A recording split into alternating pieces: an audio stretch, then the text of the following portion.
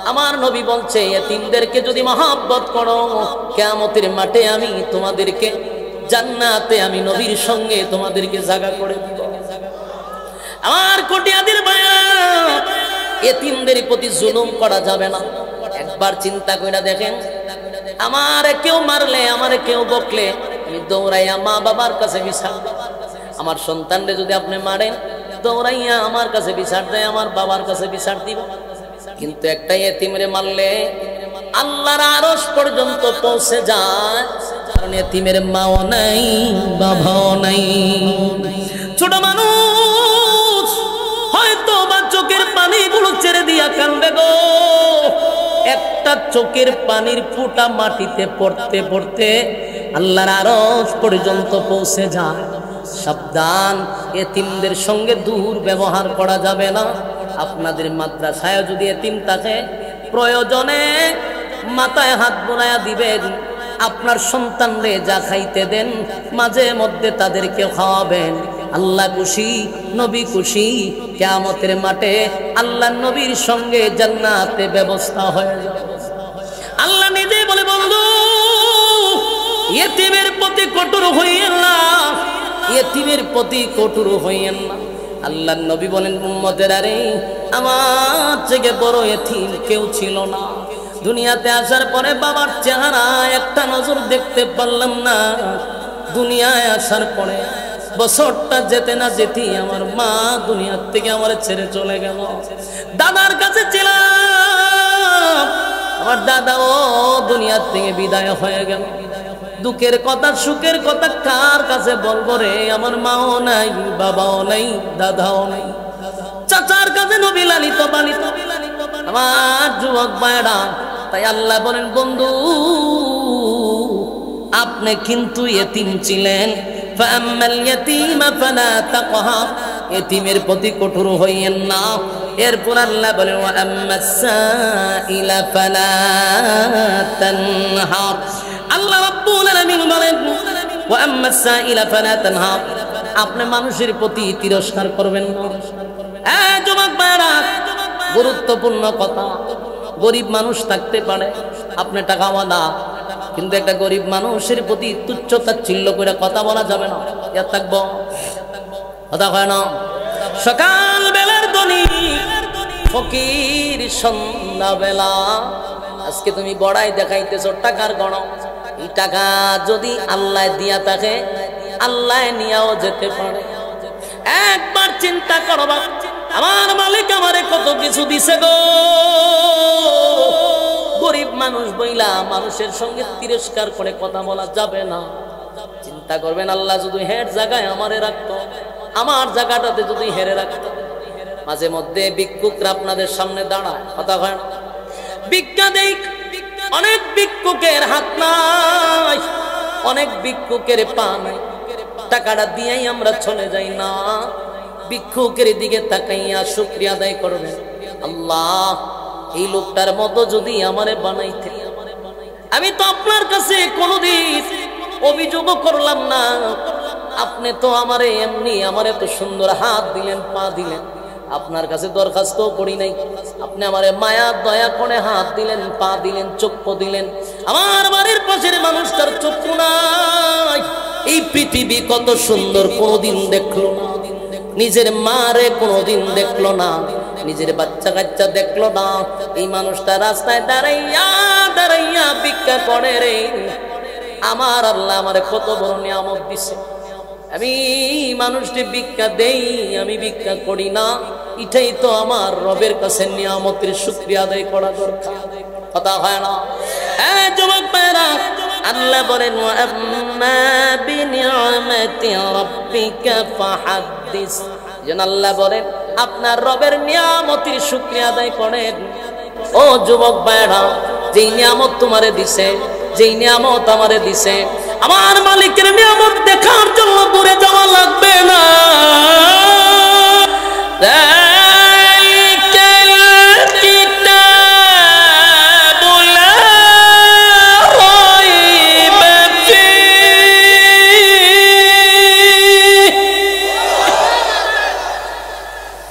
هدى للمتقين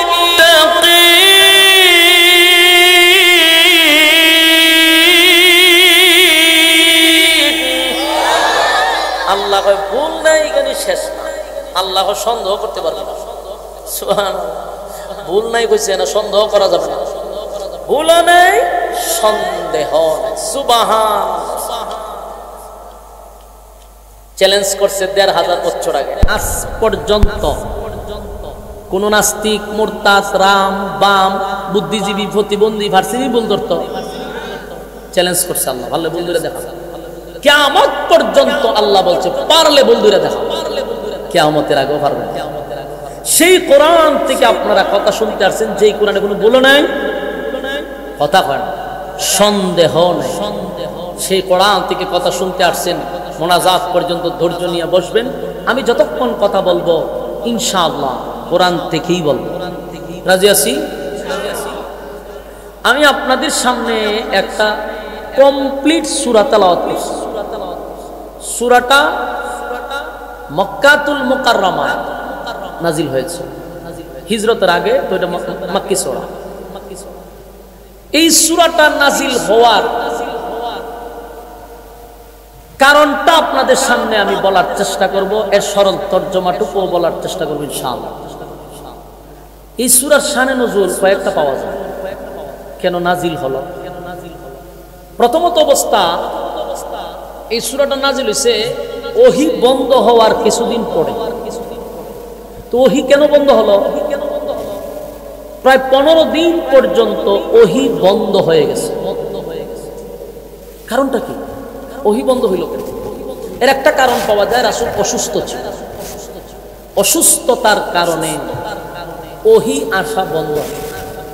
কারণ কোরআন এমন একটি গ্রন্থ, রাসূলের উপরে যখন নাজিল হতো রাসূলের শরীরে কম্পন সৃষ্টি হইত, শরীরে তাপ আইসা পড়ত। অথচ আমার রাসূলের শরীরে শক্তি কি পরিমাণ ছিল? 4000 পালোয়ানের শক্তি আমার রাসূলের শরীরে ছিল। কথা কি বুঝতেছে? সেই রাসূলের উপরে যখন কোরআন নাজিল হতো তখন রাসূলের শরীরে কম্পন সৃষ্টি, জ্বর উঠে যেত। একটা সময় রাসূল অসুস্থ হয়ে গেছে।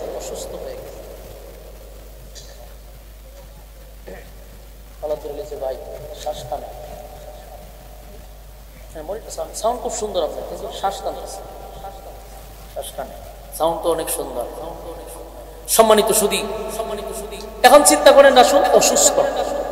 অসুস্থ হওয়ার কারণে যে ঘটনাগুলি ঘটছে, এর মধ্যে একটা ঘটনা হইল রাসূল প্রতিদিন তাহাজ্জুদের নামাজে দাঁড়াইতো।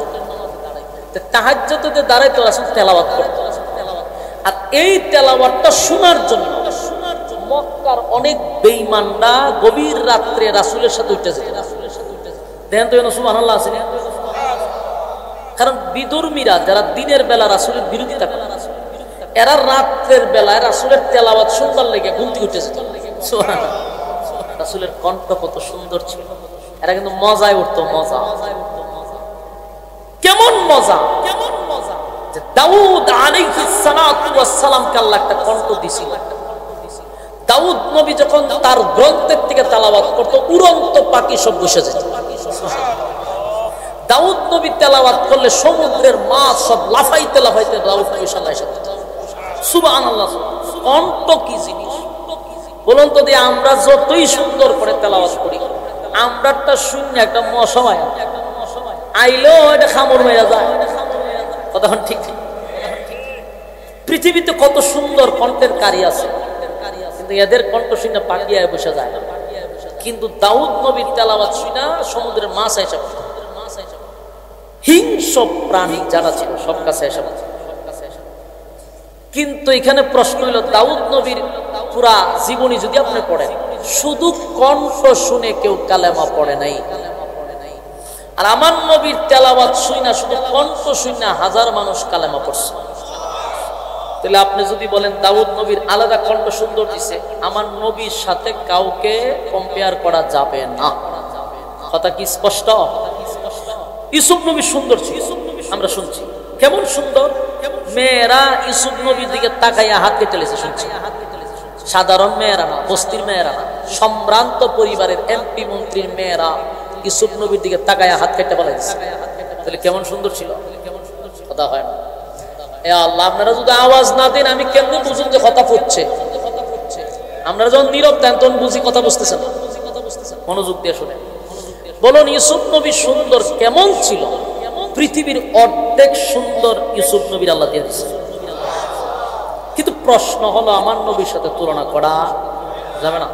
যত সুন্দরী হোক নবীর সাথে তুলনা নেই, যত সুন্দর কণ্ঠ হোক আমার নবীর সাথে কোনো তুলনা নাই। আম্মা জান আয়েশারে বলছিলেন, আম্মা জান মিশরে নাকি ইউসুফ নবীর দিকটা মেয়ের হাতে টেলেছে। আম্মা জান আয়েশা কয় এই মঞ্চে যদি আমার স্বামী মুহাম্মদুর রাসূলুল্লাহ সাল্লাল্লাহু আলাইহি ওয়াসাল্লাম থাকতো, ওই মাইয়ারা নিজের কলজা হাইটা বলাইত। ইউসুফ নবীর দিকে তো হাত কাটছে, আর আমার স্বামীরে দেখলে কলজা কাটতো। বোঝা গেল নবীর সাথে তুলনা। আল্লাহর হাবিবের বিরোধিতা করত মক্কার নারীরা, মক্কার পুরুষরা দিনের বেলা নবীর বিরোধিতা করত, নবীর সমালোচনা করত। কিন্তু গভীর রাত্রে যখন আল্লাহর হাবিব তেলাওয়াত করার জন্য তাহাজ্জুদের নামাজে দাঁড়াইতো, অনেক বেঈমানরা চুপি চুপি গভীর রাত্রে দাঁড়াইয়া আমার নবীর কণ্ঠের তেলাওয়াত শুনতো। সুবহান আল্লাহর নবীর কণ্ঠের তেলাওয়াত শোনার জন্য বেঈমানরা গভীর রাতে দাঁড়ায়া যাইতো রে। এর মধ্যে নবীর প্রতিবেশীর মধ্যে সবচেয়ে কাছের প্রতিবেশী ছিল আবু লাহাবের ফ্যামিলি। আবু লাহাব ছিল নবীর কাছের প্রতিবেশী। আবু লাহাবের বউ ছিল উম্মে জামিল। এই মহিলা সাংঘাতিক মহিলা, স্বাভাবিক কোন মহিলা না। মহিলাটা কি সাংঘাতিক, বেয়াদব মহিলা। বলুন কি মহিলা? আরো জুড়ে বেয়াদব মহিলা। এই মহিলা সাংঘাতিক মহিলা। এই মহিলার কারণে আমার নবী অনেক কান্না কাঁদছে রে। আপন চাচি, সম্পর্কে আপন চাচি, কিন্তু এই মহিলা আমার নবীর কলিজায় এত আঘাত দিছে। আল্লাহর নবী মহিলার কথায় নবীর চোখ দিয়া পানি পড়ছে। এই মহিলার ব্যাপারে, মহিলার স্বামীর ব্যাপারে, আবু লাহাবের ব্যাপারে আল্লাহ কিন্তু একটা কমপ্লিট সূরাও নাযিল করছে, সূরা লাহা, তাব্বাতিয়াত সূরা। আল্লাহর নবী অসুস্থ, তাহাজ্জুদের নামাজে নবী দাঁড়াইতে পারে না, তেলাওয়াত করতে পারে না। মক্কার অনেক বেঈমানরা রাতে জাগ্রত, কিন্তু নবী উঠে না, তেলাওয়াত করে না। 2 দিন 3 দিন সহ্য করছে। একদিন আবু লাহাবের বউ উম্মে জামিল নবীর সামনে দাঁড়ায়া বলে, এ আব্দুল্লাহর পুত্র মুহাম্মদ, প্রতিদিন তুমি তাহাজ্জুদের নামাজে দাঁড়াইতা, প্রতিদিন তোমার কণ্ঠের তেলাওয়াত শুনতাম, কিন্তু আজকে কয়েকদিন লক্ষ্য করলাম তুমি তাহাজ্জুদের নামাজে দাঁড়াও না, তেলাওয়াত করো না। ঘটনাটা কি? আল্লাহর নবী বলেন, চাচি গো, আমি অসুস্থ, দাঁড়াইতে পারি না, বসতে পারি না, আমার শরীরে প্রচন্ড জ্বর, এই জন্য আমি গভীর রাত্রে উঠতে পারি না গো চাচি, আপনি কি কষ্ট পাইছেন? এই মহিলা কত খারাপ, নবীরে আরো আঘাত দিয়া কথা বলতে লাগলো। বুঝছি তোমার কাছে একটা শয়তান আসতো, এখন আর আয় না। আপনারা নাউজুবিল্লাহ বাড়ি গিয়া হলো চলবো। শয়তান কারে কইছে জানেন নি? জিবরাইল আলাইহিস সালাম। আমি না আগে কইছি মহিলাটা কি দাও, বেয়াদব মহিলা। এই মহিলা খারাপ। আল্লাহর নবীর কাছে গিয়া কয়, বুঝতে পারছি তোমার কাছে একটা শয়তান আসতো, এখন আর আসে না, এই জন্য তেলাওয়াত করতে পারো না। নবীর আঘাত লাগছে, কারণ আপন চাচি, এমন টেশানা মাইরা তো কথা কোয়ার কথা না। আপন চাচি হইয়া নবীর এত নির্যাতন করত এই মহিলা, বড় বেয়াদব মহিলা। আল্লাহর নবী অসুস্থ, উঠতে পারে না, তেলাওয়াত করতে পারে না। আমার নবীর কণ্ঠ শোনার জন্য অনেক বেঈমানরা দাঁড়ায়া থাকত। আবু জাইল্লা যত খারাপ, এবার রাত্রে উঠতো, উঠটা লুগায়া তেলাওয়াত শুনতো। সুবহানাল্লাহ। বুঝতে পারতো যেটা খুব মজা। সুবহানাল্লাহ। কোরআন যে মজা আবু জাইল্লা বুঝতে পারছে। রাত্রে বসে থাকতো, হায় হায় কোন সময় করি, এত মজা, এত মজা। আমি কি বুঝাইলাম? যাই হযরত দাউদ নবীর তেলাওয়াত শুনে মাছ আইসা পড়তো। সেই দাউদ নবীর সাথে আমার নবীর তুলনা করা যায় না। তার মানে অবশ্যই দাউদের চেয়ে আমার নবীর কণ্ঠ সুন্দর বেশি ছিল। তাহলে আপনি স্থির থাকবেন কেমনে? মাছ আগে পড়ে আর নবীর তেলাওয়াত শুনে জিন্নাতরা চতুর্দিকে বসে থাকতো, পাগলই যেত। দেখেন গুর বিরোধী আবু লাহিবরা, আবু জাহিল্লা রাত্রের বেলায় লুগাইয়া উঠে বসে থাকতো, নবীর তেলাওয়াত শুনতো। আল্লাহর হাবিব যখন কালেমার দাওয়াত দিত মক্কা নগরীতে অনেক মানুষ নবীর তেলাওয়াত শুনে পাগল হয়ে যেত। তাই আবু জাহিল্লা একবার চিন্তায় পড়ে গেল, যত মানুষ কালেমা পড়তেছে শুধু তেলাওয়াত শুনা, তেলাওয়াত বন্ধ করতে হবে, মানুষকে বুঝাইতে হবে। তাই আবু জাহেল চতুর্দিকে নবীর বিরুদ্ধে অপপ্রচার শুরু করলো, তোমরা কারা গো, মুহাম্মদের তেলাওয়াত শুনবা না, সে কিন্তু মানুষকে জাদু করে। নাউজুবিল্লাহ। কত বড় বাটপা, মানুষের জাদু করে রাত্রে বইয়ে তাই নবীর তেলাওয়াত শুনতে। কথা বুঝতেছে? মানুষকে বোঝায় সাবধান, কেউ তেলাওয়াত শুনবা না, এই তেলাওয়াতের মধ্যে জাদু আছে রে, যেই জাদু কইরা মানুষকে কালেমা পড়ায়, সাবধান সাবধান। আবু জাহিল্লার ভিতরে ভয় ঢুকছে, এই তেলাওয়াত যে শুনে সে ওই পাগল হয়ে যায়, এত মজা এত মজা। এবং মানুষ বুঝতে পারে এটা দুনিয়ার মানুষের কোনো কথা না, এটা আল্লাহ প্রদত্ত সুবহান। এর মধ্যে একজন ছিল কবি, মানে শিক্ষিত পণ্ডিত, আবু জাহিল্লার সম্পর্কে বন্ধু হয়, নাম হইল তুফাইল, পরবর্তীতে কালেমা পড়ছে রাদিয়াল্লাহু তাআলা। একবার আবু জাহিলের কাছে আইসি করে, আবু জাহিল কত দুষ্ট একটা কথা, তুমি শিক্ষিত, তুমি সম্ভ্রান্ত পরিবারের একটা ছেলে, আর আমার খুব ঘনিষ্ঠ বন্ধু যেহেতু তুমি, তোমার একটা ভালো পরামর্শ, তুমি আমাদের সম্পদ, তোমারে হারাইলে আমরা মুসিবতে পড়ব, সাবধান, মুহাম্মদের কাছে দাঁড়ো, তুমি যাও। আর মুহাম্মদের তেলাওয়াত করে এটা ভুলেও শুনো না, কেন? ওই জাদু আছে।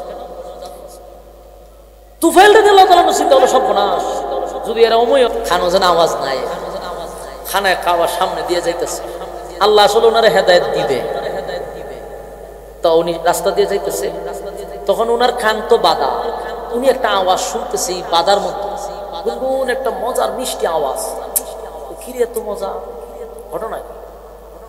কাছে দিয়া যায়, আওয়াজ আর বেশি যাইতেছে। এর মধ্যে উনি একটা পর্যায়ে বাদার ভিতর দিয়ে উনি শুনতেছে যে এত মজার বাণী, তখন উনি কইরে, আমি তো অশিক্ষিত না, এটা শিক্ষিত লোক, আমি তো আরবি বুঝি, অর্থ বুঝি, এটা তো জাদু না, এটা তো কোনো জাদু না, এটা মানুষের বানানো না, নির্গাত, এটা আসমানি কথা। সুবহান। খান টান সব বাইন্দা রুমাল রুমাল সব উড়াই ফালাইয়া শুনাবে, যেই নবীর তেলাওয়াত শুনতেছে তুফাইল পাগলের মতো ঘুরতেছে। সুবহান। পাগল পাগল পাগল হইয়া মক্কার অলিতে গলিতে দৌড়াইতেছে, কে পড়ে রে, কে পড়ে, কে পড়ে, দৌড়াইতে দৌড়াইতে খানায় কাবার সামনে এসে দেখে আল্লাহর হাবিব তেলাওয়াত করতেছে। সুবহান। নবী তেলাওয়াত করতেছেন, তুফাইল রাদিয়াল্লাহু তাআলা নবীর চেহারা মুবারক দেখে আরো পাগল হয়ে গেছে, এত সুন্দর চেহারা আমার জিন্দেগিতে আমি আর দেখি নাই, যেমন সুন্দর চেহারা এমন নবীর কণ্ঠ, কণ্ঠ আর তেলাওয়াত শুনে পাগল হয়ে গেছে রে। তুফাইল নবীর সামনে এসে বলে, ও আল্লাহর পয়গম্বর, ওটা মদিনার পয়েন্টে পয়েন্টে মানুষ দাঁড় করানো হয়েছে, আপনার কাছে যেন কেউ না আসে, আপনার তেলাওয়াত যেন কেউ না শুনে। আমি কান বাইদা আপনার কাছে আসছিলাম, কিন্তু আমি বুঝতে পারছি এই কথা মানুষের বানানো নয়, এটা আল্লাহর পক্ষ থেকে পাঠানো, এর মধ্যে কোনো সন্দেহ নেই। তুফাইল রাদিয়াল্লাহু তাআলা পাগল হইয়া নবীর কাছে গিয়া কয়, পয়গম্বর, আপনার চেহারা মুবারক দেখে বুঝতে পারছি গো, এটা সাধারণ কোন মানুষের চেহারা নয়, এটা যে আল্লাহর পয়গম্বরের চেহারা। আর এই কথাগুলি মানুষের বানানো নয়, এটাও আল্লাহর পাঠানো কথা। আমি বুঝতে পারছি মক্কার মানুষ আমারে বুঝাইছে, আমি বুঝতে পারছি আমি শিক্ষিত মানুষ, আমি মূর্খ নয়, আপনি আল্লাহর পয়গম্বর, সন্দেহ নাই।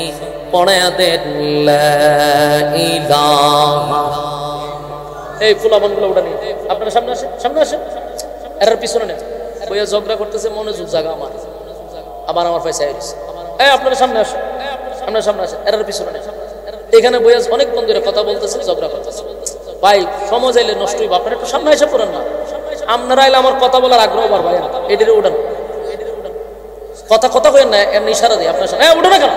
আবার সাহেব বইয়া সাহেব অত্যন্ত দূরে ঝগড়া করতেছে একটা আর একটা, বারবার মনোযোগ আমার যাইতেছে, এরপরে উঠে না। এই মানুষগুলো বইয়ে রয়েছে।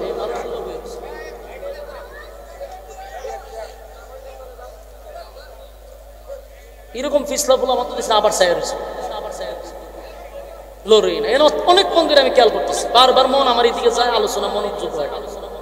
বাচ্চাগুলারা আপনাদের সামনে, আর আপনারা বুড়া মানুষ জানগা পিছনে বই, এরা ওয়াজ শুনবো, এরা বুঝে, শুরু মানুষ, এরা তো আনন্দের সুখ বয়, বই এনে ঝগড়া করে, যত গপ আছে একটা আরেকটা তারে করে। মনোযোগ দেন, মনোযোগ দেন, মনোযোগ দেন, মনোযোগ দেন। লা ইলাহা ইল্লাল্লাহু মুহাম্মাদুর রাসূলুল্লাহ, কালেমা পড়ছে, সুবহানাল্লাহ। আইছিল কিন্তু নবীর কাছ থেকে এড়ায়া চলার জন্য, পয়সা কালেমা ফইরা ঈমান আনছে। তার মানে আল্লাহর পয়গম্বরের তেলাওয়াত শুইনা মানুষ পাগল হইছে গো। যেমন কণ্ঠের তেলাওয়াত, এমন সুন্দর চেহারা দিকে মানুষ পাগল হয়ে গেছে। ঠিক তেমনি ভাবে আবু লাহাবের বউ প্রতিদিন বিরোধিতা করলেও রাত্রের বেলায় জায়গা থাকে নবীর তেলাওয়াত শোনার জন্য। কিন্তু নবী অসুস্থ, তাই তেলাওয়াত শুনতে পারে না, উল্টা আরো নবীর বিরুদ্ধে দাঁড়ায় গেছে। কেন তেলাওয়াত করে না, এলে গালাগালি শুরু করছে। তো ওহী নাজিল না হওয়ার একটা কারণ হলো নবী অসুস্থ। আরেকটা ঘটনা হইল, এই সূরার আরেকটা সাজনজুল হলো, মক্কার মধ্যে ৩-৪টা দল আছিল। যখন রাসূল একত্ববাদী খুদার দাওয়াত দিত, তখন আরো দল আছিল, দ্বিত্ববাদী, তৃতীয়বাদী, বহুবাদী। এরা ধর্ম প্রচার করত। রাসূল যখন একত্ববাদী লা ইলাহা ইল্লাল্লাহ দাওয়াত দিছে, এরা কয় রে আমরা বাপ দাদার ধর্ম পালন করিতেছি বছরের পর বছর, আমরা কথা কোনটা, আল্লাহর রাস্তে কথা কই না। ভাই মনোযোগটা আমার বয়ান দিবার সুযোগ দেন। কথা কইেন না, কথা কইেন, কথা কইলে আপনার দিকে মন জাগা। আমার এক ধ্যানে আমার কথা বলতে দেন, এইভাবে মাঝখানে মাঝখানে আমার থামান, আলোচনার মন মানসিকতা থাকতো না। কথা কইেন না। আর কথা পিচ্ছি কিন্তু সামনে আছে, আপনার দায়িত্ব। কোনো কথা কইব ডাইরেক্ট স্টেজে উঠাই দিবেন, আমার মনোযোগ দিবেন না ছেড়ে দিতাম। লক্ষণ কিন্তু আপনার খারাপ, আস্তে আস্তে দুর্বল হইতেছে। মনোযোগ দিয়ে শুনে। মক্কাতে কয় দল ছিল? বহু দল ছিল। এরা দাওয়াত দিত, কেউ 2 খুদা, কেউ 3 খুদা, কেউ বহু খুদা। রাসূল দেয় একত্ববাদী খুদা। এরা কয় আমরা তোমার বউ থাকতে দাওয়াত শুনতেছি, তুমি কেন আমাদের সমাজের মধ্যে ফাটল সৃষ্টি করতেছ? জবাব দাও। রাসূলের সাথে বহুবার তারা বসছে। এরা কয় তুমি যে আল্লাহরে আল্লাহ, আমরা আল্লাহ তো আল্লাহরই কই, কিন্তু তুমি কও একজন, আমরা হই বহুজন। বেশ কম আছে না নাই? রাসূলের সাথে বহুবার বসছে, কিন্তু কথা বইলা পারে না। কথা বইলা বহু চেষ্টা করছে, কোনোভাবেই রাসূলকে কথা বইলা আটকাইতে পারলই না। শেষে যতবার আসে ততবার শরম পায়। পরে লাস্টে কয়ও আমরা তো মুহাম্মদের কাছে কয়েকবার গেছি, আমরা তো বেজ্জতি হই, আয় কথা কই আটকা পড়ি, কথা কই তার সাথে পারে। করণীয়টা কি? এরার মধ্যে একজনের যারা খুব শিক্ষিত হয়, মুহাম্মদের কাছে যে এলেম, এটা হলো আসমানি এলেম। আর আমরা দুনিয়ার জাগতিক এলেম নিয়ে যখন মুহাম্মদের কাছে যাই, তখন তার কাছে আমরা পরাজিত হই। যদি তার সাথে মোকাবেলা করতে হয়, আরেকজন আসমানি এলেমওয়ালা লোক লাগবে। কথা বুঝতেছে? তাহলে বোঝা গেল এরা কথা হয়ে রাসূলের সাথে কি করে না। এর বাস্তবতা আমি বাংলাদেশে আপনারা দেখাই। আসমানি এলেমের পাওয়ার কি পরিমাণ আপনারা বাস্তবে দেখেন। এই ঘটনা যখন আমি পড়তেছিলাম, তখন আমার বাংলাদেশের উল্লেখযোগ্য একটা বিষয় আমার মাথায় আইছে, যাকে সেম বাস্তব পাইলিছি। আমরা বাংলাদেশে তো 16 বছর টিভিতে টকশো হইতো, আপনারা দেখছেন? টকশো দেখছেন? টকশোর মধ্যে 5টা 6টা নাস্তিক থাকতো। একজন আলেমরে দাওয়াত দিত, কথা হয় না? নাস্তিক থাকতো কয়টা? উপস্থাপন যে করে এটা শুদ্ধ নাস্তিক। আর একজন আলেমদের দাওয়াত দিচ্ছে, এর পরিকল্পিত আছে, মানে পরিকল্পিত একটা প্ল্যান ছিল। আমরা 5 জনে মিল্লা ধরলে মৌলবি যাইব কো, মানে মিডিয়ার সামনে আলেমদেরকে সমাজের মধ্যে ছোট করার জন্য, হেউ করার জন্য ছিল প্ল্যান। কিন্তু এই নাস্তিকরা জানে না এটা আসমানি এলেন। 5টা-6টা নাস্তিক বই একজন আলেমের সাথে লাগে, কিন্তু 500টার ল্যান্ডটা করে আলেমরা ছেড়ে দিচ্ছে। বাস্তব না বাস্তব? যদি বিশ্বাস না হয় কালকে আপনার ঢুকে দেখবেন, আমাদের মধ্যে একজন ঠান্ডা মেজাজের একজন আলেম আছে। হ্যাঁ, ওনার নামটা হইল গিয়া সাখাওয়াত হোসেন রাজি। সাখাওয়াত হোসেন রাজি সাহেবের টকশোগুলো আপনারা দেখবেন। আমি একেবারে চোখ এক দৃষ্টিতে তাকায়া থাকি যে আল্লাহ যে আসমানি এলেম দিছে।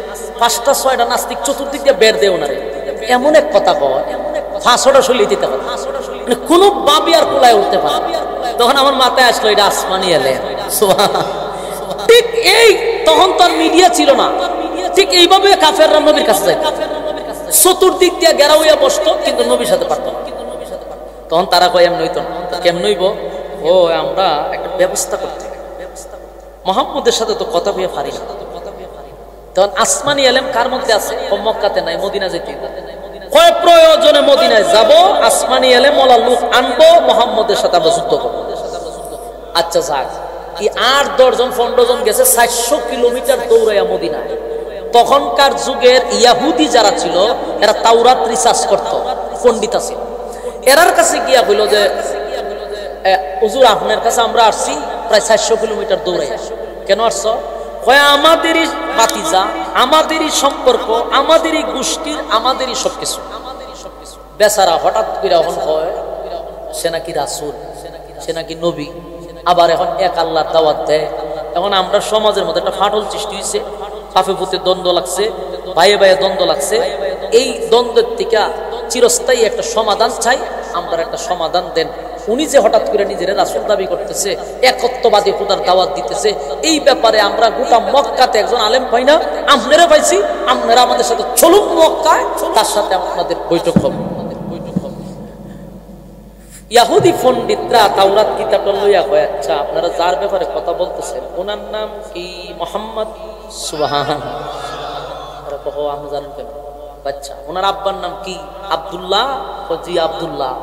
দাদার নাম কি? Abdul Muttalib. বলে জি আব্দুল মুত্তালিব। মার নাম আমেনা। বলে হ আমেনা। কুরাইশ বংশের জন্ম। বলে হ। আচ্ছা, সব মিল্লা গেছে কেন?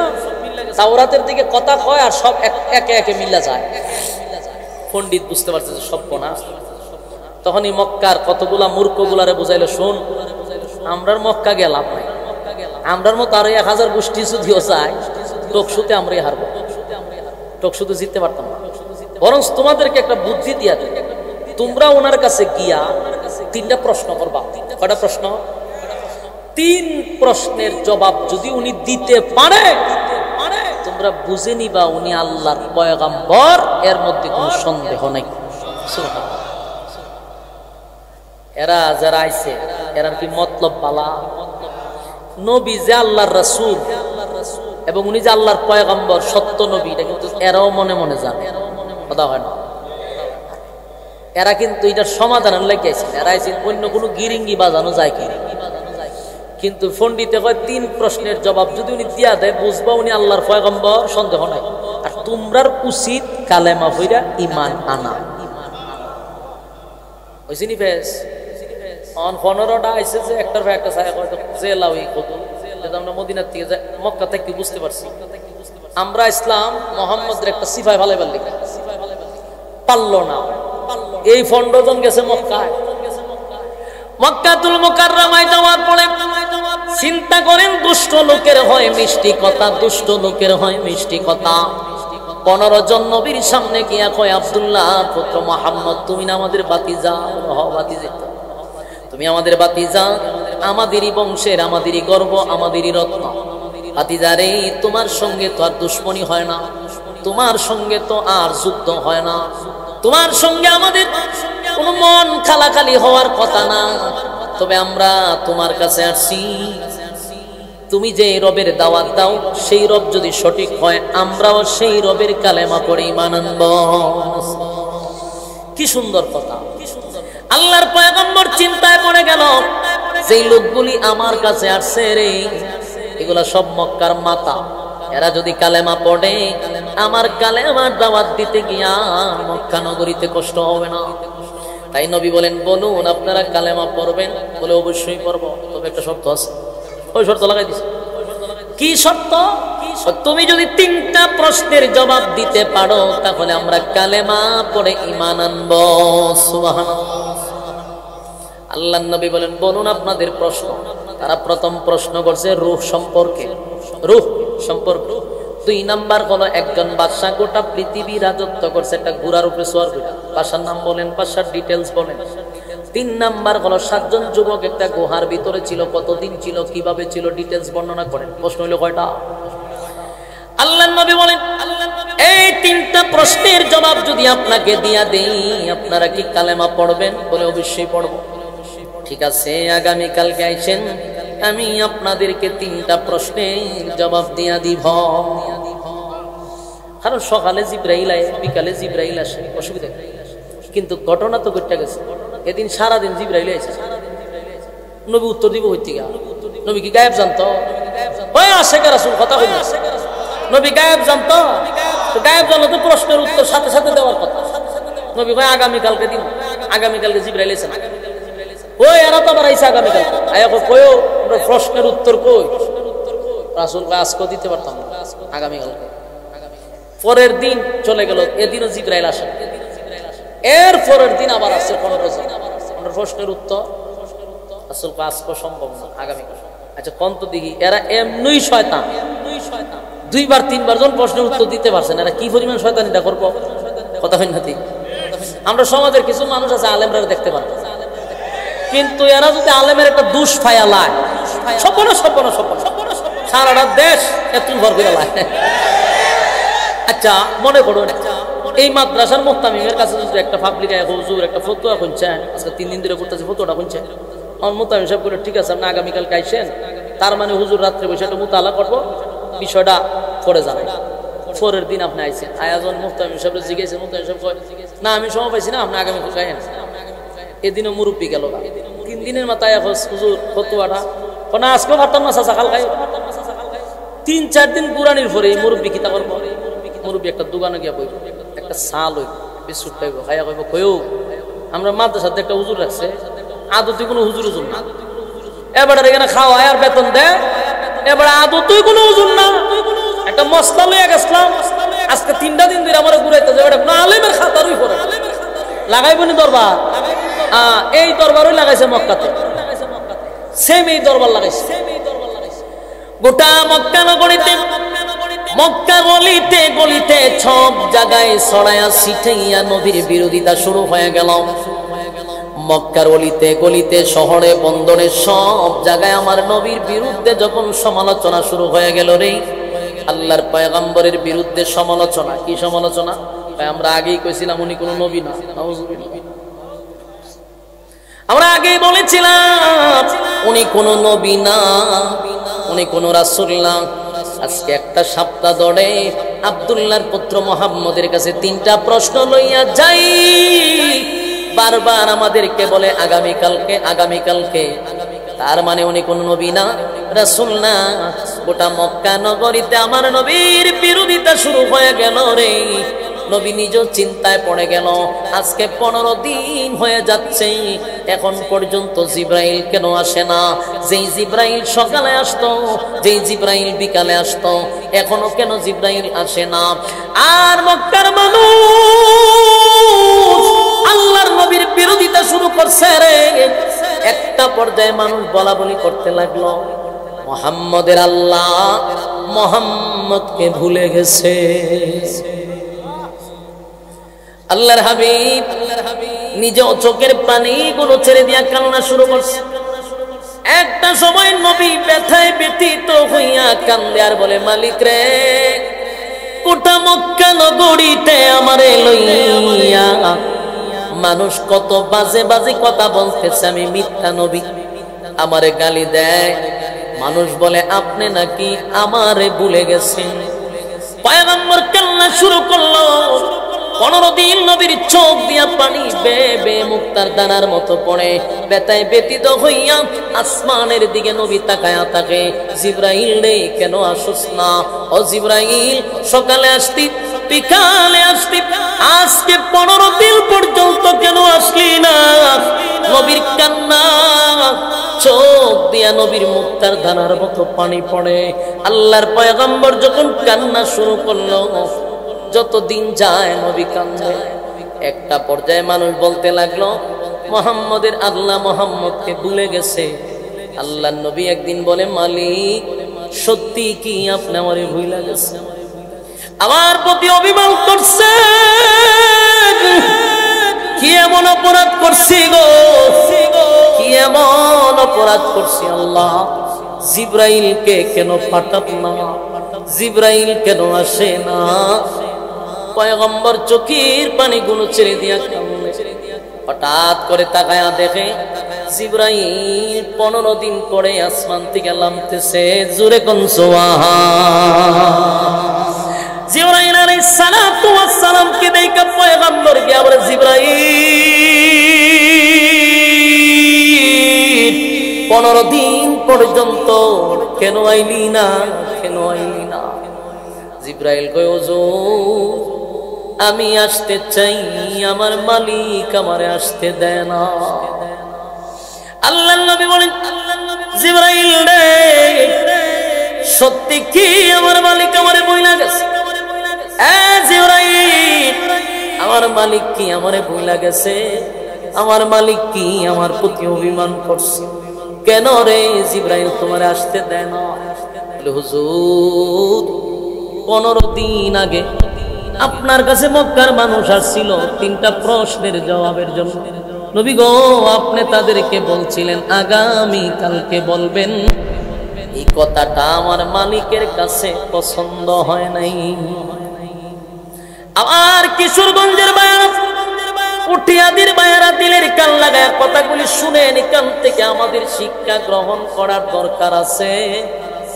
আল্লাহর নবী বলছিল আগামী কালকে বলবো, এই কথাটা আমার মালিকের কাছে পছন্দ হয় নাই।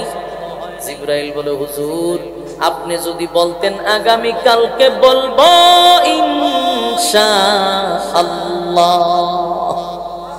আপনি ইনশাআল্লাহ বলেন নাই। পয়গম্বর আপনি বলছেন আগামী কালকে বলবেন, মাঝখানে ইনশাআল্লাহ বলেন নাই। ইনশাআল্লাহ না বলার কারণে আমার মালিক এই কথাটা পছন্দ করছে না।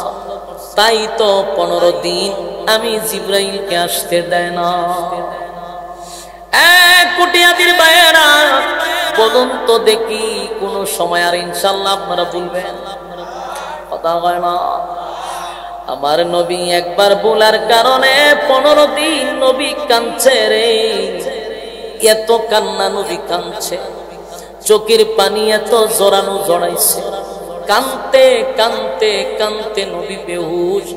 জিবরাইল কেন আসে না? এক ইনশাআল্লাহ না বলার কারণে প্রায় 15 দিন পর্যন্ত আমার আল্লাহ ওহী বন্ধ করে দিছে। আমার যুবক ভাইরা বলুন, আমাদের প্রত্যেক কাজে সব সময় সব জায়গায় বলবো কি ইনশাআল্লাহ? মাহফিল শেষ করে বাড়ি যাব, মাঝখানে কি ইনশাআল্লাহ? আমরা খানা খাবো, মাঝখানে ইনশাআল্লাহ। ডাকাতে যাব, মাঝখানে ইনশাআল্লাহ। আগামী কালকে বিবাহ করব, এখানে কি ইনশাআল্লাহ। ইনশাআল্লাহর অর্থ কি জানেন? আল্লাহ যদি চায়।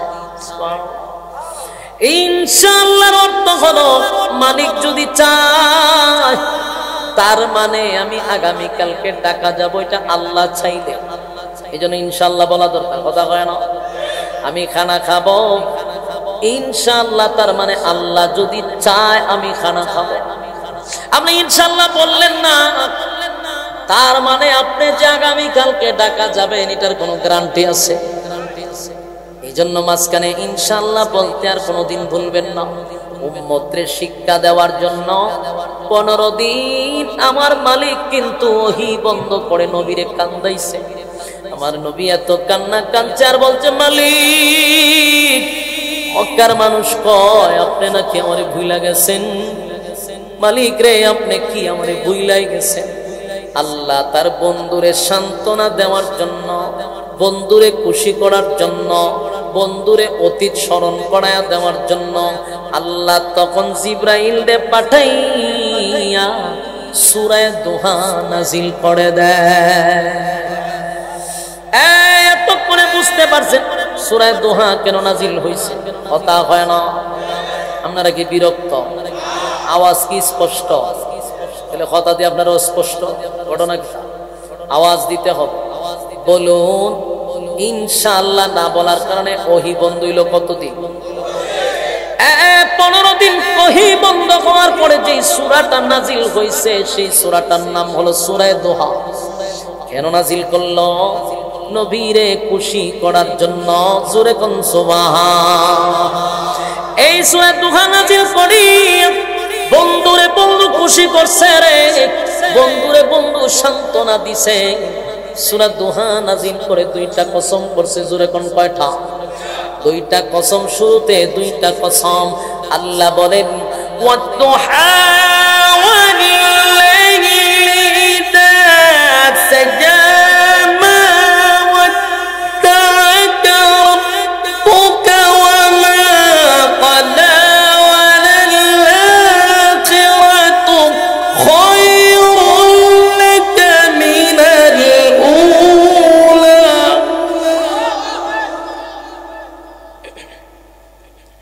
ভাই ভাই এত শাস্তানে ঘটনা কি? আল্লাহ কয় ওয়াদ-দুহা এক কসম, ওয়াল-লাইলি ইযা সাজা দুই কসম। সুবহানাল্লাহ। কতদিন পরে নাজিল? 15 দিন।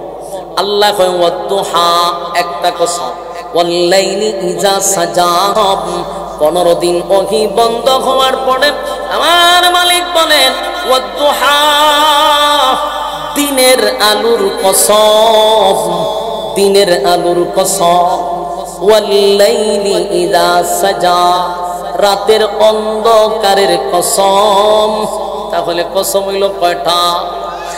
আমার যুবক ভাইরা ভালো করে দিলের কান লাগাইয়া কথাগুলি যদি একটু মনোযোগ দিয়া শুনেন। এখন মাত্র সূরার ভিতরে আমি ঢুকছি, তার মানে বেশি সময় না, একটু সময় মনোযোগ দিয়া শুনেন।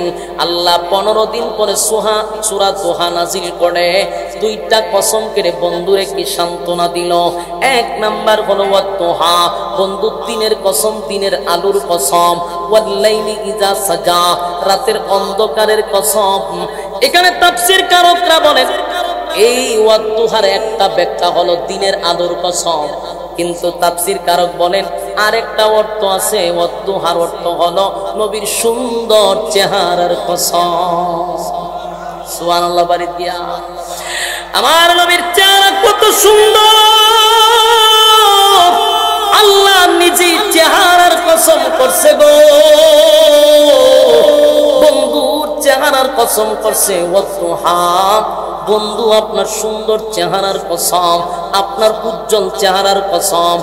এরপরে তাফসীর কারকরা বলেন ওয়াল-লাইলি ইযা সাজা একটা অর্থ রাতের অন্ধকারের কসম, আর একটা অর্থ হলো ওয়াল-লাইলি ইযা সাজা আপনার সুন্দর কালো চুলের কসম। সুবহানাল্লাহ। আমার নবীর সুন্দর চেহারার কসম, আমার নবীর কালো চুলের কসম, নবীর কালো চুলের কসম। নবীর সুন্দর কালো চুল ছিল, লম্বা চুল, কালো চুল। আল্লাহ নবীর চুলগুলা ছিল একটু কোকড়ানো, খুব কালো। তাই আল্লাহ বলেন ওয়াল-লাইলি ইযা সাজা আপনার কালো চুলের কসম। কসম করলো দুইটা কসম কে আল্লাহ বলেন মা ওয়াদ্দা'আকা রাব্বুকা ওয়া মা ক্বালা। দুইটা কসম কে বলেন মা ওয়াদ্দা'আকা রাব্বুকা ওয়া মা ক্বালা।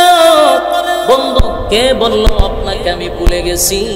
আপনার রব আপনারে ভুলে নাই। সুবহান। আপনার রব আপনাকে ভুলে নাই, ভুলে নাই, ভুলে নাই, ভুলে নাই, ভুলবে না। কেন গো বন্ধু আপনাকে আমি ভুলে যাব? আমি আপনার রব ভুলি নাই, আপনার প্রতি অসন্তুষ্ট হই নাই। এরপরে আল্লাহ পরের আয়াতে বলেন ওয়ালাল আখিরাতু খায়রুল লাকা মিনাল উলা।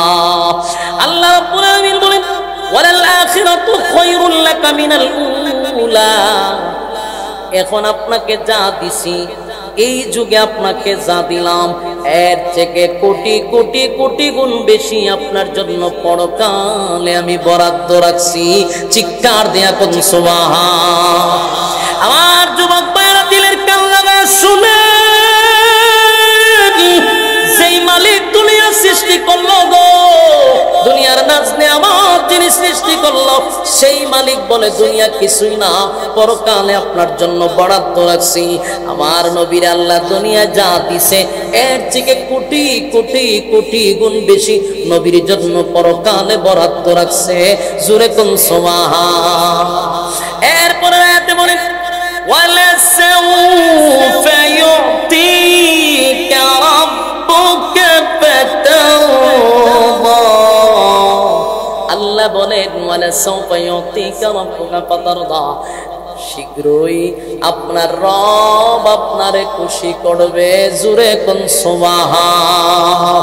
আমার বন্ধুরা কথাগুলি দিলের কান লাগায় শুনে, ওহি যখন বন্ধ হয়ে গেল, নবীর ভিতরে কষ্ট ছিল, আমার আল্লাহ আমারে ভুলে গেছে, আমার মালিক কি আমারে ভুলে গেছে। আল্লাহ কয় না, ওয়ালাল আখিরাতু খায়রুল লাকা মিনাল উলা। আল্লাহ বলেন মা ওয়াদ্দাকা রাব্বুকা ওয়া মা ক্বালা, আপনার রব আপনারে ভুলে নাই। ওয়ালাল আখিরাতু খায়রুল লাকা মিনাল উলা, যা দিছি বরং এর থেকে বেশি আপনাকে সামনে আরো বাড়ায়া দিব। সুবহানাল্লাহ। ওয়ালা সাউফা ইউতিকা রাব্বুকা ফাতারদা, বরং আপনার রব আপনারে অচিরেই খুশি করবে। সুবহান। তাফসীর কারণটা বলেন ওয়ালা সাউফা ইউতিকা রাব্বুকা ফাতারদা, কেন আল্লাহ বলল অচিরেই আপনাকে খুশি করব? তার একটা কারণ হলো, হয়তোবা নবীরে মক্কা বিজয়ের একটা ইঙ্গিত দিছে, হয়তোবা নবীরে আরশে আজিমের মেহমান বানানোর একটা ইঙ্গিত দিছে, হয়তোবা আমার নবী অনেকগুলা দাবি করছিল আল্লাহর কাছে, আল্লাহ আমার একটা গুনাহগার উম্মত যদি জাহান্নামে থাকে, আমি নবীরে আপনি খুশি করতে পারবেন না। আশিকের রাসূল আমার নবীর কত মায়া দেখছনি। আল্লাহ কয় ওয়ালা সাউফা ইউতিকা রাব্বুকা ফাতারদা, আপনার রব আপনারে খুশি করবে। আর নবী কয় আমার একটা উম্মত যদি জাহান্নামের ভিতরে থাকে, আমি নবী কোনোদিন খুশি হব না। সুবহানাল্লাহ। কি বাড়ি দিয়া হবে? আপনারা আর কেমনে কইলে খুশি হবেন? সুবহানাল্লাহ কইতো আমার মুখ দিয়ে বাইর না। আপনারা কত কৃতজ্ঞ। হ্যাঁ, নবী আমাদের জন্য আল্লাহর কাছে দরখাস্ত করে, যেমন একটা গুনাহগার যদি জাহান্নামে থাকে, আমি নবী জান্নাতে যাব। সুবহান।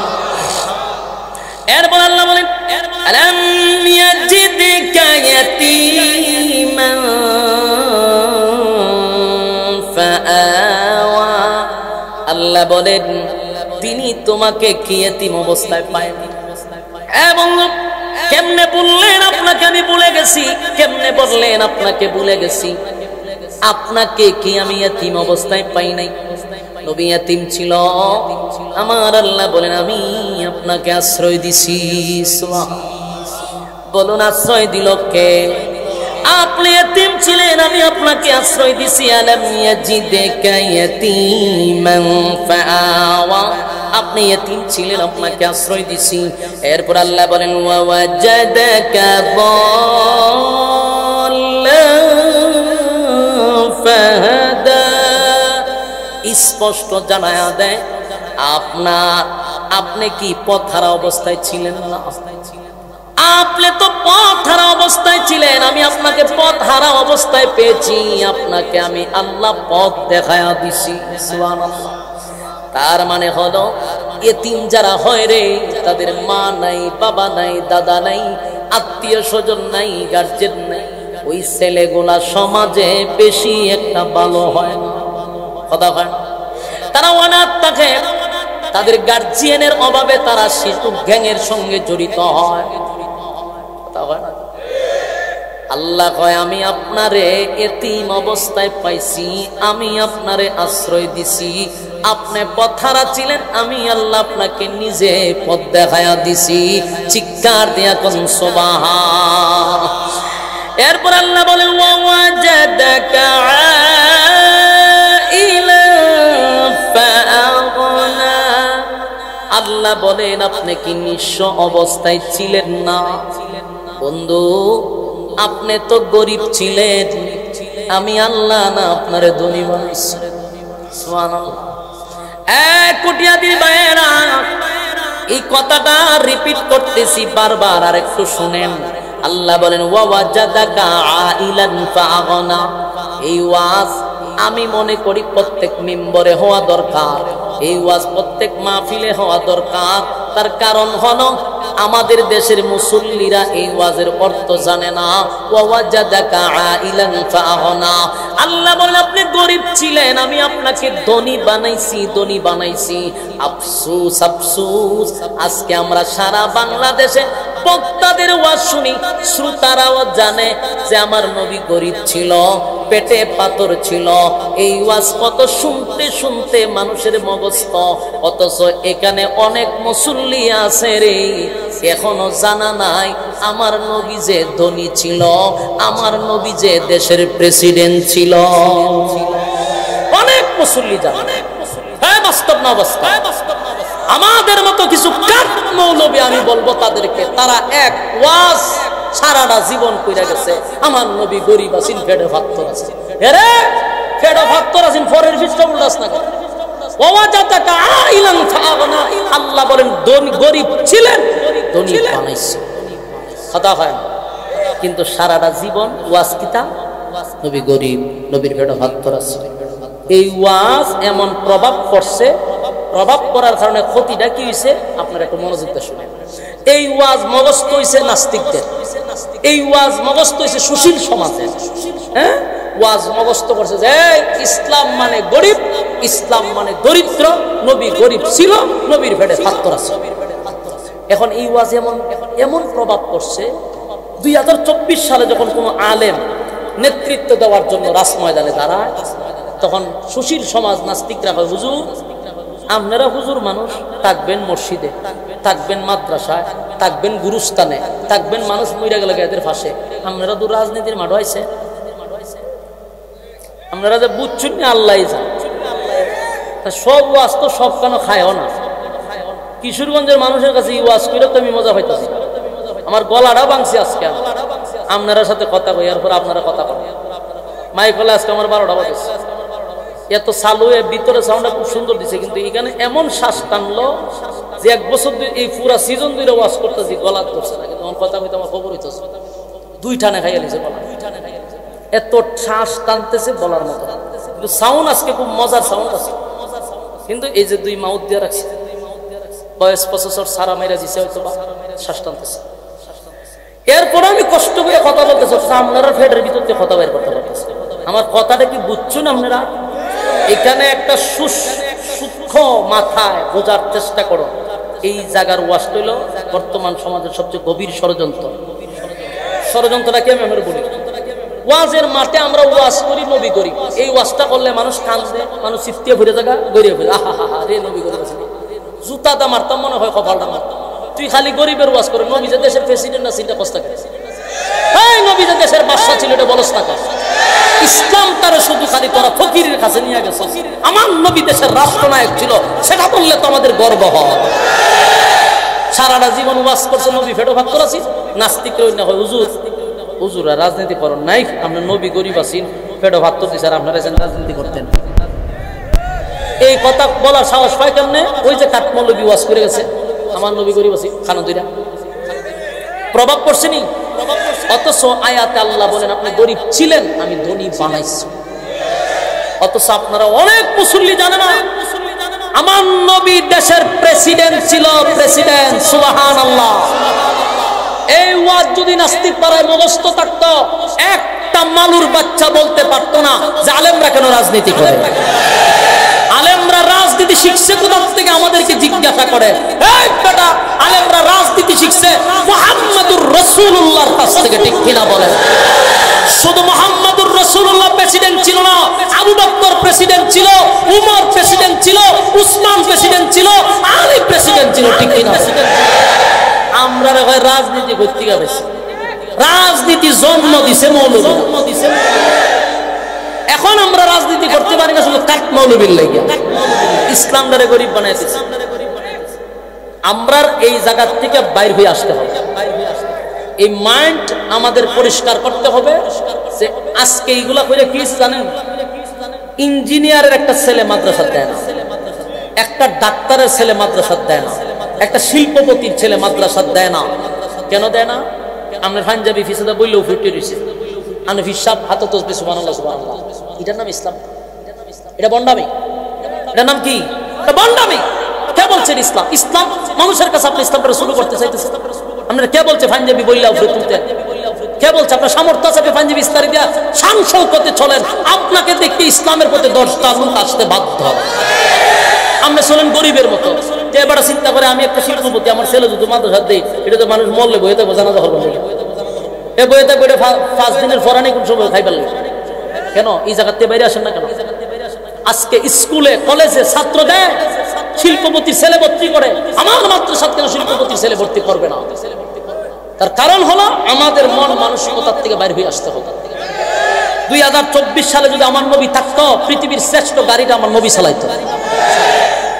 বাস্তব না বাস্তব? ইসলামে আমরা কইছি আমরা গরিব থাকেন। যদি এমনটাই হইতো, সুলাইমান নবীর আল্লাহ রাজত্ব দিত না, হ্যাঁ, দাউদ নবীর রাজত্ব দিত না, আইয়ুব নবীর রাজত্ব দিত না, আমার নবীর দেশের প্রেসিডেন্ট বানাইতো না। হ্যাঁ, গরিব ছিল, পেটে পাথরও ছিল, 1 মাস 3 মাস চুলায় আগুন দর্শন, কত তো সত্য। খালি ইওয়াজে তুই সুশীল সমাজে শোনাস কেন? তোর মতলব খারাপ। ইওয়াজে যে তুই শোনাস, তোর মতলব খারাপ। পরের পৃষ্ঠা আল্লাহ বলছে আপনার ধনী বানাইছে। দেশের প্রেসিডেন্ট ছিল, সেটা উপস্থাপন কর। তাহলে নাস্তিকরা আঙ্গুল দিয়ে বলতে পারবে না আলেমরা কেন রাজনীতি করে। বাস্তব না বাস্তব? আমরা হয় আপনারা রাজনীতি বুঝবে, হুজুররা রাজনীতি বুঝতো না, হয় কিনা? মাঝে মধ্যে মেজাজ যেমন গরম, বেড়া একটা আলেম 30 পারা কোরআন সিনার ভিতরে ঢুকায় বসে রয়েছে, হ্যাঁ, 6666 আয়াত তার সিনার ভিতরে। এই যে আপনারা এখানে ফাঁকরি দিছে, ছোট ছোট গুলা মানে এটি জিন্দা কোরআন। এটা কি জিন্দা কোরআন? 30 পারা কোরআন সিনার ভিতরে ঢুকাইতে পারলো, কোরআনের ব্যাখ্যা তারা করতে পারলো, হাজার হাজার মানুষের সামনে বক্তৃতা দিতে পারলো। আর সাতার রাজনীতি বুঝে না। রাজনীতি তোর মতো মালুক থেকে শিখতে হবে, রাজনীতি তোর মতো সিটার বাটপারের কাছ থেকে শিখতে হবে। আমি আপনারা বলি, দুষ্ট এরান না, দুষ আপনারা। আমি আঙ্গুলটা ধরে দেখাইতে পারলাম, দুষ যা আপনারা। আপনারা মাদ্রাসা মুহতামিমকে ও মুহতামিম সাহেব নাই? আচ্ছা, মাদ্রাসা আছে এখানে, উনি তো একজন শিক্ষক নাকি? মনে করেন দৈরা নেই, আগামী নির্বাচনে উনি দাঁড়াইছে চেয়ারম্যান আপনার এলাকার থেকে। এখানে যতটা বইরেছেন ওনার মুসল্লি একটা ওনার ভোট দিবেন। হুজুর রে মোহাম্মত করে হুজুর গরম ভাত দিয়ে আপনারা মুরুদ দেখাও, ভোট দিতাম না। কেন? হুজুর রাজনীতি বুঝতাম না। এটা মূল উদ্দেশ্য। এও জানে যদি হুজুর ফাঁস করে বোতল খাইতে পারতাম না, নারীবাজি করতাম না, চুরি বদমাশি করতাম না, টেন্ডারবাজি সাদাবাজি করতাম না। এই জন্য আলেমরে নির্বাচনে দাঁড় করাইতে রাজি না। আলেম তো অযোগ্য, এটা বলার ক্ষমতা বাংলাদেশে কোনো বেড়ান নাই। কারণ আমি আমার কথাটা, আমার তো দেখতে খুব ছোট না, আমি হালকা চিকনা মানুষ, ওজন আমার কম। আমি 64 জেলার কোন থানা বাদ নাই যেই থানাতে আমি যাই না। শুধু দেশ না বিদেশ আমি প্রোগ্রাম করি। আমার এই অভিজ্ঞতাতে আমি একটা জিনিস দেখলাম, যতটা মাহফিলে ওয়াজ করি কিছু প্রধান অতিথি থাকে, এমনকি অনেক এমপি মন্ত্রীরাও 16 বছরের কেরিয়ার আমি যেটা বাস্তব অভিজ্ঞতা হলো, অনেক এমপিরাও প্রধান অতিথি থাকে। তখন প্রধান বক্তার আগে এরা দেখবেন মাইক লিয়া একটু বক্তব্য দেয় না। এক একজনের ডিগ্রি বাংলাদেশ ফাইরিয়া আমেরিকাতে এমন ডিগ্রি আনছে, শিক্ষাগত যোগ্যতা। যখন আমরা সামনে মানুষ থাকে এতগুলা, তারা কথা কইতে গেলে দেখছি আর ভাই জামা শুদ্ধ হাফা শুরু, কথা মিলাইতে পারে। এরা আডু খাপে, কথা এদিক থেকে দিকে যায়, এদিক থেকে দিকে যায়, কথার কোনো গুছালো নাই। আমার প্রশ্ন হলো, তুই এত ডিগ্রি নিয়ে মানুষের সামনে কথা বলতে পারস না, আর একজন আলেম বাংলাদেশে লেখাপড়া করে লক্ষ মানুষের সামনে কথা বলবে, তার টুডে মুখে লাগবে না? আমরা হয় রাজনীতি বলে বুঝি না। বলুন, রাজনীতি হুজুরা বুঝে না, দুর্নীতি বুঝে না, চুরি বাটপারি বুঝে না, দেশের টাকা বিদেশে পাচার করা বুঝে না। আমার দেশে যদি আলেমরা নির্বাচিত হইতো, এদেশের আলেমরা যদি আগামীতে নেতৃত্ব দিত, খোদার কসম এদেশের সম্পদ বাহিরে যেত না, মানুষ বেকার থাকতো না, দর্শন হতো না, খুন গুম হতো না, আমার বাংলাদেশ সোনার বাংলাদেশ হয়ে যেত। এজন্য প্রতিজ্ঞা করুন, আগামীর বাংলাদেশ ইসলামের বাংলাদেশ চাই, ঠিক কিনা বলেন? আলেমদের বাংলাদেশ চাই, ও প্রতিজ্ঞা করুন। সোনার বাংলাদেশে লাঙ্গলের বাংলাদেশ দেখছেন, দানের বাংলা দেখছেন, আমাদের নৌকার বাংলা দেখছেন, কত বাংলা দেখছেন, ইসলামের বাংলা এখনো দেখেন নাই। আপনি একবার ইসলামের বাংলা দেখেন না, বাংলাদেশের আলেমরা দেশ চালাইতে পারে কিনা? দিতেন না তো কেন? আমরা চুরি করতেন না, যে চুরি করতেন। আরে কয়জনে দিব? নিজে তো চিন্তা করবো, যদি হুজুরে বানাইতে আমি ডাহাতি করুন কেন? এই জায়গার থেকে ফিরে আসো। বাংলাদেশের 56,000 বর্গ মাইল নিয়ে বর্তমানে গভীর ষড়যন্ত্র চলতেছে। যেই সময়টাতে আপনারা বৈশাখ শুনতেছেন, আল্লাহর কসম ঠিক এই সময়ে দাদা বাবুরা আমার এই বাংলাদেশের প্রতি তাদের নজর পড়ছে, বাংলাদেশের মানুষের মধ্যে একটা বিভ্রান্ত সৃষ্টি করার জন্য গভীর এক ষড়যন্ত্র নিয়ে নামছে মাঠে। ভয়াবহ অবস্থা সামনে, সবাই দল মত, হ্যাঁ, কে কোন দল করেন সব কিছু বাদ দিয়ে একটা প্ল্যাটফর্মে এসে দাঁড়াতে হবে। আমাদের একটাই বক্তব্য, কে বিএনপি, কে জামাত, কে জাতীয় পার্টি দেখার সময় নাই। আমাদের এখন আন্দোলন হলো ভারত দেখাও, ভারত দেখাও, ঠিক কিনা বলেন? আমাদের আন্দোলন হলো ইসকন নিয়ে, যতক্ষণ না পর্যন্ত বাংলাদেশে ইসকনকে নিষিদ্ধ করা না হবে, আল্লাহর কসম মানুষ ঘরে বসে থাকবে না। যেই বাংলাদেশের মানুষেরা ফ্যাসিস্ট সরকারকে পতন করাইতে পারে, এই দেশ থেকে ইসকনও দূর করতে পারবে ইনশাআল্লাহ। তবে সুজা আঙ্গুলে ঘি দেন, সুজা আঙ্গুলে ঘি না উঠলে ছাত্ররা জানে কেমনে আঙ্গুলটা ব্যাখ্যা করতে হয়। বর্তমান সরকারকে বলবো, আঙ্গুল ব্যাখ্যা করার আগে ছাত্রদের দাবি মেনে নেন, ইসকনকে নিষিদ্ধ করেন। আমরা জানি আপনাদেরকে বহির্বিশ্বে চাপ দিতেছে, ইসকনকে যেন নিষিদ্ধ না করা হয়। বাংলাদেশ থেকে অনেক লোক ভারতে যায়, ভারত থেকে বাংলাদেশে আয়, গভীর ষড়যন্ত্র চলতেছে বাংলাদেশ নিয়ে। চোখ কান খোলা রাখতে হবে। আমরা এক একজন এক একটা সেনাবাহিনীর মতো ভূমিকা পালন করতে হবে।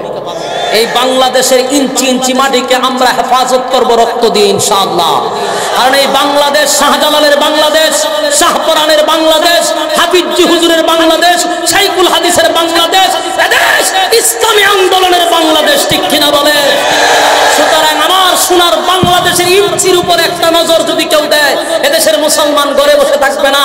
দাদা বাবুদেরকে বলছি, নিজের দেশ নিয়ে চিন্তা করেন, বাংলাদেশ নিয়ে না। আমাদের বাংলাদেশের মানুষ ঘরের ভিতরে স্পেশাল টাইলস দিয়ে বাথরুমে বসে বাথরুম করে। তোমার দেশের জনগণ এখনো রেল লাইনে বসে বাথরুম করে। আমি 3-4 বার গেছি, যাওয়ার পরে গিয়া দেখি এত নোংরা পরিবেশ, এখানে ওই নদীর ভাড়া বয়ে পায়খানা, হায়া লজ্জা তো এখানে নাই। আরে বেটা, আমার বাংলাদেশের মানুষ রিক্সা চালাইলো, গিয়া দেখ বাথরুম কত সুন্দর। তোর দেশে তো বাথরুমই দিতে পারস না বেটা, তুই আমার বাংলাদেশের এত পরামর্শ দেওয়ার কে? আপনারা সজাগ থাকতেই তো, সজাগ থাকেন, নাইলে উপায় নাই। কিন্তু বলুন, এই ওয়াজ আজকের থেকে চলবে। আমার নবী দেশের রাষ্ট্রনায়ক ছিল, আলেমরা রাজনীতি শিখছে স্বয়ং রাসূলের কাছ থেকে। ইয়াদ থাকবো তো? আল্লাহর নবীকে আল্লাহ বলেন, আমি আপনাকে গরিব পেয়েছিলাম, আপনাকে ধনী বানাইছি। তার মানে আমার নবী দেশের বাদশা ছিল রে। এই ওয়াজ কিন্তু চালাইতে হবে, ঠিক কিনা?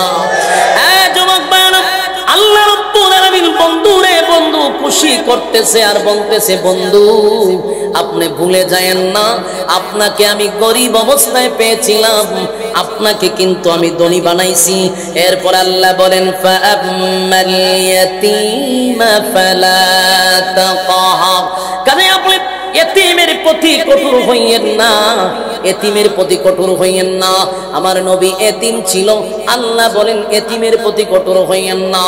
এক কোটিয়াদির ভাইয়েরা, হাতে পায়ে ধরে বলি, যাদের পাশে এতিম আছে, এতিমদের সাথে কোনোদিন খারাপ আচরণ করবেন না। কারণ একটা এতিম ছেলেকে যখন আপনি ধমক দেন, একটা থাপ্পড় মারেন, একবার বিবেকের কাছে প্রশ্ন করেন, এই ছেলেটা কার কাছে গিয়া বিচার দিবে? তার তো মা নাই, তার তো বাবা নাই, কার কাছে রে বিচার দিবে?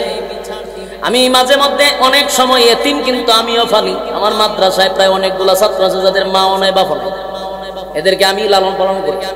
এরকম অনেক ছাত্র আছে। এবার বন্ধ দিছি পরীক্ষার পরে, দুই একটা ছাত্র দেখি সব ছাত্রদের গার্জেন আইসা আইসা ছাত্র নিয়ে গেছে। দুই চারটা ছাত্র দেখি মাদ্রাসার চতুর্দিকে আলি ঘুরে, কিরে বাড়ি যাস না কা? বলার সাথে সাথে চোখ দিয়ে পানি ছেড়ে দিচ্ছে। জিগাইলাম কান্নস কা? হুজুর কে আইসা নিবে? আমাদের তো কেউ নাই, মাও নাই, বাবাও নাই, কেউ নেয় নাই, জন্য চতুর্দিকে ঘুরে আর চোখের পানি মুছে মাথার মধ্যে হাত বোলায়া দিলাম। আমার নবী বলছে এতিমদেরকে যদি মহব্বত করো, কিয়ামতের মাঠে আমি তোমাদেরকে জান্নাতে আমি নবীর সঙ্গে তোমাদেরকে জায়গা করে দিব। আমার কোটিয়াদির ভাইরা, এতিমদের প্রতি জুলুম করা যাবে না। একবার চিন্তা করে দেখেন, আমারে কেউ মারলে, আমারে কেউ বকলে, আমি দৌড়াইয়া মা বাবার কাছে বিচার। আমার সন্তানরে যদি আপনি মারেন, দৌড়াইয়া আমার কাছে বিচার দেয়, আমার বাবার কাছে বিচার দিব। কিন্তু একটা এতিমরে মারলে আল্লাহর আরশ পর্যন্ত পৌঁছে যায়, কারণ এতিমের মাও নাই, বাবাও নাই। ছোট মানুষ হয়তো বা চোখের পানিগুলো ছেড়ে দিয়া কান্দে গো, একটা চোখের পানির ফোঁটা মাটিতে পড়তে পড়তে আল্লাহর আরশ পর্যন্ত পৌঁছে যায়। সাবধান, এতিমদের সঙ্গে দুর্ব্যবহার করা যাবে না। আপনাদের মাদ্রাসায় যদি এতিম থাকে, প্রয়োজনে মাথায় হাত বোলায়া দিবেন, আপনার সন্তানরে যা খাইতে দেন, মাঝে মধ্যে তাদেরকে খাওয়াবেন। আল্লাহ খুশি, নবী খুশি, কিয়ামতের মাঠে আল্লাহ নবীর সঙ্গে জান্নাতে ব্যবস্থা হয়ে যাবে। আল্লাহ নিজে বলে, বন্ধু এতিমের প্রতি কঠোর হইয়েন না, এতিমের প্রতি কঠোর হইয়েন না। আল্লাহর নবী বলেন, উম্মতেরা রে, আমার থেকে বড় এতিম কেউ ছিল না। দুনিয়াতে আসার পরে বাবার চেহারা একটা নজর দেখতে পারলাম না।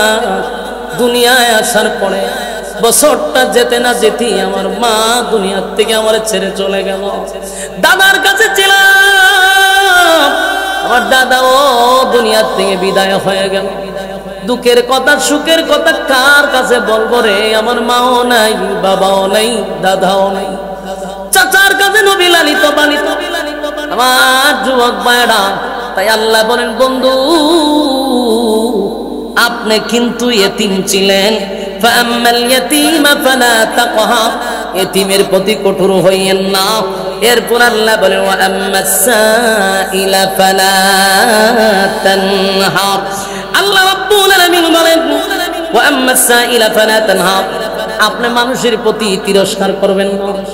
হ্যাঁ যুবক ভাইরা, গুরুত্বপূর্ণ কথা। গরিব মানুষ থাকতে পারে, আপনি টাকাওয়ালা, কিন্তু একটা গরিব মানুষের প্রতি তুচ্ছ তাচ্ছিল্য করে কথা বলা যাবে না। ইয়া থাকবো কথা হয় না। সকাল বেলার ধনী ফকির, সন্ধ্যা বেলা আজকে তুমি বড়াই দেখাইতেছ টাকার গণ। এই টাকা যদি আল্লাহ দিয়া থাকে, আল্লাহ নিয়াও যেতে পারে। একবার চিন্তা করবা, আমার মালিক আমারে কত কিছু দিছে গো। গরিব মানুষ বইলা মানুষের সঙ্গে তিরস্কার করে কথা বলা যাবে না। চিন্তা করবেন, আল্লাহ যদি হের জায়গায় আমারে রাখতো, আমার জায়গাটাতে যদি হেরে রাখতো। মাঝে মধ্যে ভিক্ষুকরা আপনাদের সামনে দাঁড়ায়, কথা হয় না?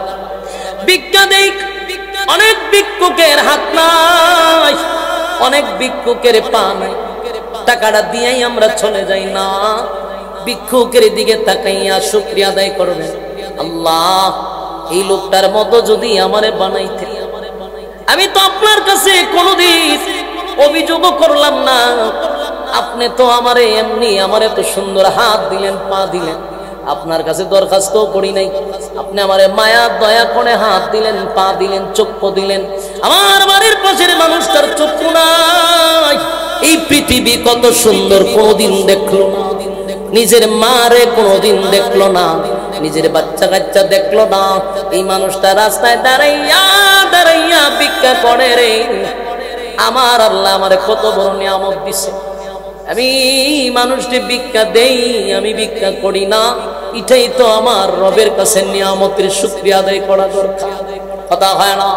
হ্যাঁ যুবক ভাইরা, আল্লাহ বলেন ওয়া আম্মা বিনিআমাতি রাব্বিকা ফাহাদ্দিস। যেন আল্লাহ বলেন আপনার রবের নিয়ামতের শুকরিয়া আদায় করেন। ও যুবক ভাইরা, যেই নিয়ামত তোমারে দিছে, যেই নিয়ামত আমারে দিছে, আমার মালিকের নিয়ামত দেখার জন্য দূরে যাওয়া লাগবে না। একটা মানুষ যদি তার পা থেকে মাথা পর্যন্ত তাকায় রে, দেখেন তো দুইটা চক্ষু, দুইটা হাত, দুইটা পা যদি আপনার না থাকতো, সমাজে 4 পয়সার কোনো দাম আপনার থাকতো?